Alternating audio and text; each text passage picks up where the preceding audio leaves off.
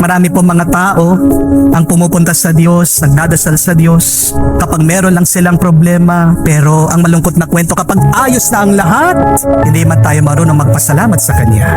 Amen? Mga kapatid, wag lang po kayong magdadasal para humingi ng mga bagay-bagay.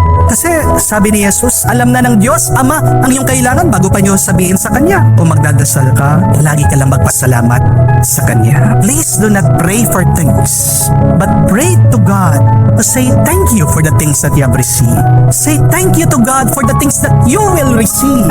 Ang number one method para magamot po ang ating anxiety, ang ating depression, tinuro na sa atin ng Panginoon. Pasasalamat, gratitude, thanksgiving.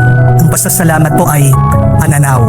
Gratitude is a perspective. To be thankful is to focus on what you have. At kabaliktaran po ang takot at pag-aalala, ang lungkot.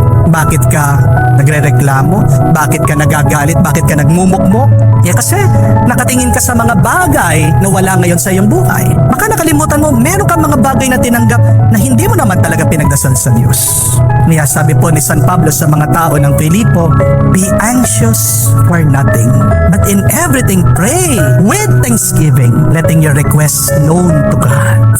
Huwag niyong kalimutan na magpasalamat. Dahil kung ugali mong pasasalamat, mawawala ang mga negatibong bagay na naninira sa iyong buhay.